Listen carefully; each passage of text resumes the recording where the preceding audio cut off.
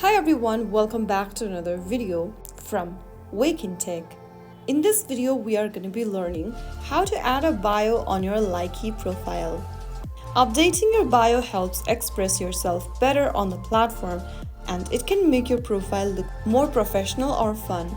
So first of all, make sure that you open up the Likee application on your device and log into your account. After you're in the home page, click on your profile icon at the bottom right corner.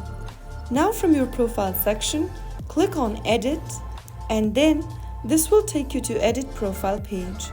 Click on Enter Bio right next to Bio and then make sure to enter a good and professional bio for yourself. This can be a short description about yourself, your hobbies, or anything you'd like to share. After doing that, click on Save at the top right corner and this will save your bio immediately. And that's it. Your Likee profile bio is now updated.